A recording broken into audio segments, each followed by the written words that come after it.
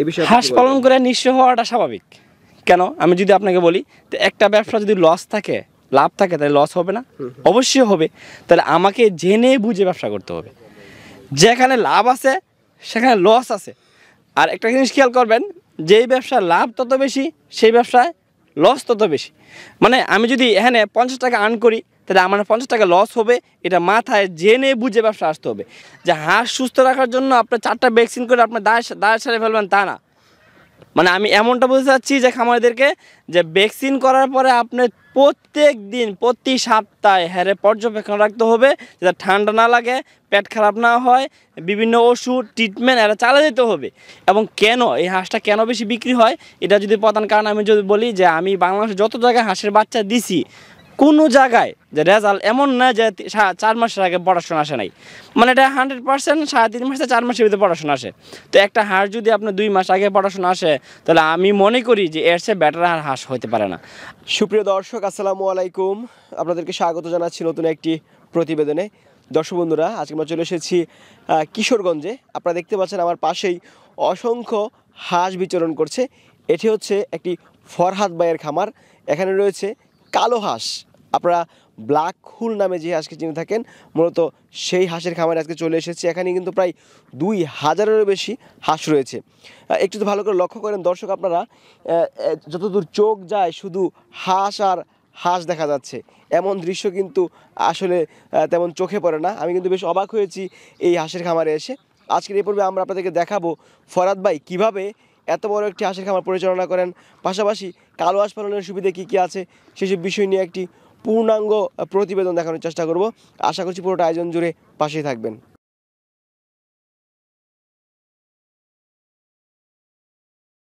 আসসালামু আলাইকুম ফরহাদ ভাই। ওয়ালাইকুম সালাম ভাই, কেমন আছেন? আছি আলহামদুলিল্লাহ ভাই, আপনি ভালো আছেন ভাই? আলহামদুলিল্লাহ, আমি অনেক ভালো আছি।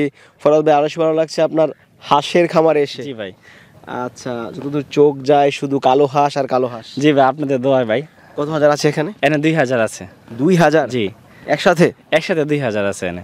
আচ্ছা, এত হাঁস একসাথে পালন করছেন কারণ কি? এত হাঁস একসাথে পালন করে বলতে, আমরা সিজনে হাঁসটা বেশি লই। এখন আমাদের 2000 নিচে একটা রাখাল রাইখা হাওড়ের জন্য হাঁস পালি, তখন অল্প হাঁস পাইলে আমরা লোক দিয়ে পোষানো যায় না। এটা প্রধান কারণ হচ্ছে, যখন নাকি আমরা হাওড়ে হাঁস পালি তখন 2জন লোকের প্রয়োজন হয়, তখন এই 1000-1200 হাঁস দিয়ে 2জন লোক খাড়ায় পোষে না।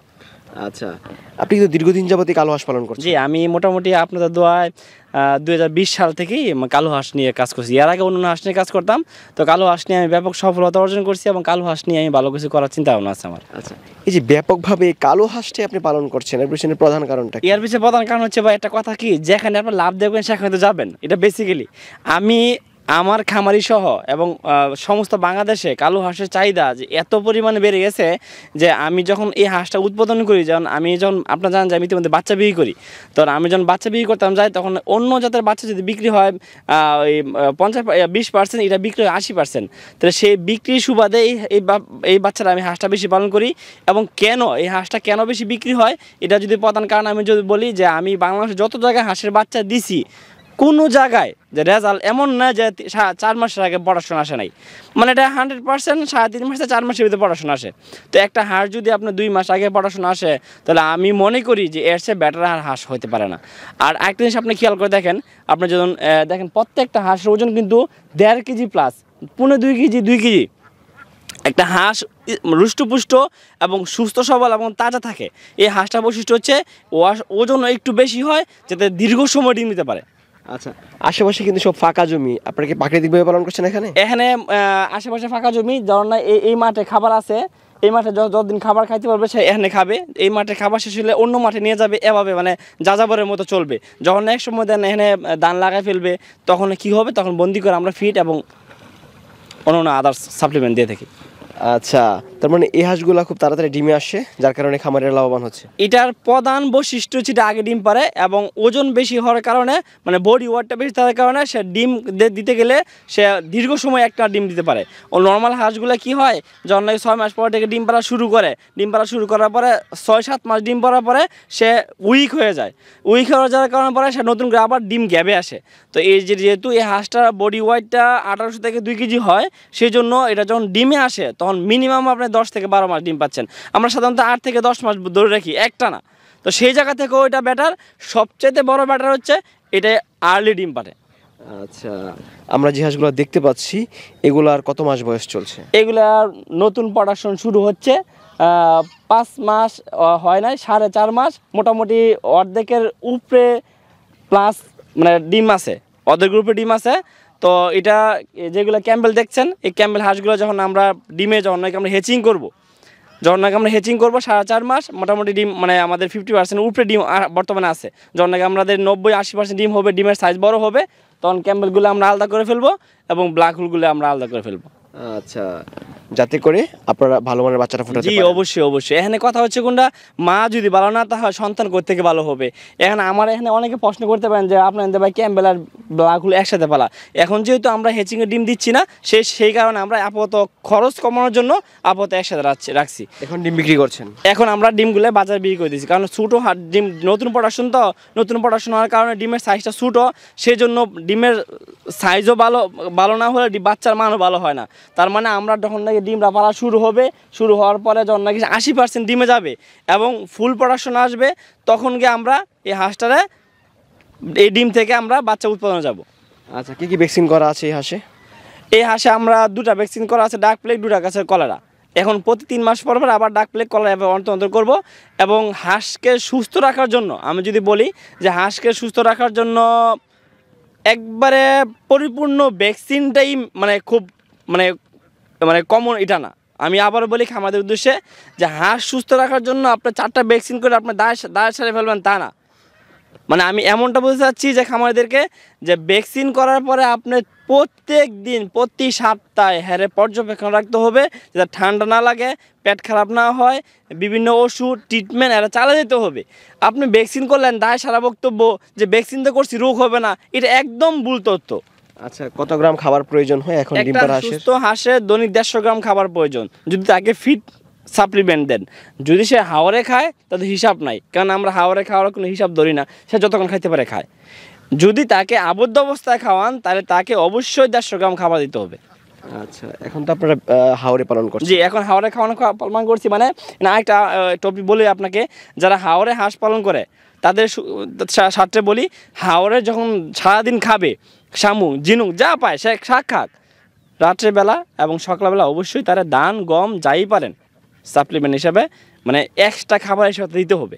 শুধু হাওরে একক খাবারের উপর নির্ভরশীল করলে আপনি ডিমের প্রোডাকশন ভালো পাবেন না। আচ্ছা ফরাদ ভাই, যদি হাঁস ডিমে না আসে তাহলে কিন্তু লস। অনেক খামারিরা আছেন যারা দীর্ঘদিন যাবৎ হাঁস পালন করছে, হাঁস খাবারও খাচ্ছে কিন্তু ডিম দিচ্ছে না, এর পেছনে কারণ কি? এর পিছনে কারণ হচ্ছে, প্রধান কারণ যদি আমি বলি যে হাঁসের ডিম না পারার কারণ 2টা। এর প্রধান কারণ হচ্ছে ব্যবস্থাপনা, মানে এর বাসস্থান, সে যে জায়গায় খাবে সে জায়গায় ঘুমাবে, গোসল টোসল নিয়ে। দেখেন এর পরিবেশ কিন্তু মানুষকে অনেক কিছু শেখায়। আপনি জানেন পরিবেশ কিন্তু মানুষকে সুস্থ থাকার জন্য মানে সবচেয়ে বেশি প্রায়োরিটি দেয়। আপনি যদি ভালো পরিবেশে থাকেন তাহলে ভালো থাকবেন, খারাপ পরিবেশে তাহলে খারাপ থাকবেন। তো হাঁসের ডিম পাড়ার জন্য সবচেয়ে প্রধান কারণ হচ্ছে এরা ভালো পরিবেশে রাখতে হবে, সে তাকে খাবার পানি ব্যবস্থাপনা একদম প্রাকৃতিকভাবে রাখতে হবে। দ্বিতীয় কারণ হচ্ছে, যদি তাকে খাবার দিচ্ছেন কুড়া দান ভাই, তাহলে পেট ভরালে তো ডিম দিবে না, প্রোটিন ক্যালসিয়ামযুক্ত খাবার দিতে হবে, তাহলে হাঁস থেকে আপনি ডিম পাবেন। মানে হাঁসে ডিম না পারার 2টা কারণ হচ্ছে তার ব্যবস্থাপনা যদি ভালো না থাকে এবং প্রোটিন ক্যালসিয়ামযুক্ত খাবার যদি না থাকে। আচ্ছা, অনেক খামারিরা আছেন যে হাঁস পালন করছে কিন্তু তারা নিঃস্ব হয়ে গিয়েছে, এই বিষয়ে হাঁস পালন করে নিঃস্ব হওয়াটা স্বাভাবিক। কেন আমি যদি আপনাকে বলি, তো একটা ব্যবসা যদি লস থাকে লাভ থাকে তাহলে লস হবে না? অবশ্যই হবে। তাহলে আমাকে জেনে বুঝে ব্যবসা করতে হবে। যেখানে লাভ আছে সেখানে লস আছে। আর একটা জিনিস খেয়াল করবেন, যেই ব্যবসার লাভ তত বেশি সেই ব্যবসায় লস তত বেশি। মানে আমি যদি এখানে 50 টাকা আর্ন করি তাহলে আমার 50 টাকা লস হবে, এটা মাথায় জেনে বুঝে ব্যবসা আসতে হবে। এখন আমার ব্যবসার শুরুতে আমার চিন্তা ভাবনা করতে হবে যে আমি যে হিসাব করলাম যে 1000 হাঁস দিয়ে মাসে 1 লাখ টাকা ইনকাম করব, হ্যাঁ, আমি যে আমাদের নিলাম, কিন্তু ভাই যদি পড়াশোন হ্যাম্পার করে, পড়াশোন ডাউন করে, তাহলে মাসে আপনি 1 লাখ টাকা লসও করতে পারেন। আপনি পড়াশোন কীভাবে ভালো রাখা যায়, হাঁসকে কীভাবে সুস্থ রাখা যায়, কীভাবে আপনি পরিপূর্ণটা খামারি হতে পারেন, আগে জানেন, আগে বুঝেন, একটু সময় নেন। ট্রেনিং নেওয়াটা তো জরুরি। ট্রেনিং নেওয়াটা জরুরি। এখন ট্রেনিংটা বলতে কি, খাতা কলম ট্রেনিংটা জরুরি না। আমি আবারও বলি, একদম খাতা কলমে যুব উন্নয়ন থেকে প্রশিক্ষণ নিলেন। আমি কিন্তু এই খাতা কলম লেখাপড়াকে অবহেলা করতেছি না। মানে শুধু খাতা কলমে ট্রেনিং নিয়ে যে আপনি খামার শুরু করবেন তা না, আপনি খাতা কলমে যতটুকু পারেন শিখেন, বাকিটা বাস্তবে আসেন, ফিল্ডে আসেন। আচ্ছা, তার মানে আপনাদের এমন খামার আছে কয়টা? আমার এখানে যে আপনার এটা হচ্ছে মানে একটা বলে মুক্তচরণ পদ্ধতি, হ্যাঁ, আমার আবদ্ধ অবস্থায় খামার আছে একটা, সেটাতে আপনার হাঁস আবদ্ধ অবস্থায় অত হাঁস একসাথে পালা যায় না, এটা আরেকটা সমস্যা। আবদ্ধ অবস্থায় পারলে সর্বোচ্চ 500, 700 বা 1000 পালতে পারবেন। আচ্ছা, তাহলে এখান থেকে কিছুদিন পরে বাচ্চা উৎপাদন করবেন? এখান থেকে আমরা যে আগের যে বেসটা আছে ওই বেসটা উইক হয়ে গেছে, এটা যখন আমরা এ থেকে ডিম নেওয়া শুরু করবো তখন আগের বেসটা আমরা বিক্রি করে দিব। আচ্ছা, প্রচুর বাচ্চাও কিন্তু হ্যাচারিতে ফুটে বের হচ্ছে। আলহামদুলিল্লাহ, আমার যদি বলি যে আমার সারা বছরে বাচ্চা উৎপন্ন হয়, সারা বছর বাচ্চা বিক্রি হয়। কারণ আমি এটা আমার সততার কারণে, যে আমি চাই যে আমার প্রত্যেকটা খামারে ভালো থাকুক, প্রত্যেকটা খামারে যে লাভবান হোক। আচ্ছা, কালো হাঁসের বাচ্চার কেমন দর রয়েছে? কালাসের বাচ্চাটা আপনার নর্মাল বাচ্চা থেকে সাধারণত 10-12 টাকা বেশি থাকে, বর্তমানে 55, 60, 50 এরকম রেট আছে। আচ্ছা, কোন উদ্যোক্তা যদি কালো হাঁস পালন করতে চায় তাদের উদ্দেশ্যে আপনার পরামর্শ কি থাকবে? তার উদ্দেশ্যে পরামর্শ থাকবো যে আপনার দামের দিকে চাবেন না। কালো হাঁস মানে একটা মানে খুব বাজে একটা স্বভাব, তার মাঝে সে প্রোডাকশনে হাসা বেশি হয়। আপনি যখন হাঁস কিনে যাবেন, ফোন দিবেন, ভাই বাচ্চার দাম কত, বাচ্চার দামটা না জিজ্ঞেস করবেন আপনি কি 100% হাসি দিতে পারবেন? আপনি 1000 মাল নিলেন, 600 হয়ে যাবে পুরুষ, তাহলে 400 মহিলা, কী করবেন? লস খেলেন না? কম দামে জিনিসের কিনা চিন্তা আপনার থেকে দূরে থেকে আগে চিন্তা করবেন যে যার কাছ থেকে বাচ্চা কিনবো তার যে খামার, তার খামারের ডিমের কোয়ান্টিটি কীরকম, সে কি আমাকে হাসি দিতে পারবে কিনা। তার বাচ্চা ওই হাসি ধরেন না 500, 300 কালা হাঁস, সে এখান থেকে আপনাকে 1000 হাসি কোত্থেকে দিবে? তার মানে আপনাকে কম দামে জিনিস দিল ঠিকই, কালো, কিন্তু হাসা হয়ে গেল। আচ্ছা, হঠাৎ যদি আপনার কাছ থেকে বাচ্চা নেই অবশ্যই ভালো মানের বাচ্চা দেবেন। কেমন? আমি চেষ্টা করব যে আপনাদের মাধ্যমে আমার সমস্ত বাংলাদেশে যারা নাকি খামারি ফোন দেয় অনলাইনে, আমি অফলাইনের চেয়ে অনলাইনে গুরুত্বটা বেশি দিই, কারণ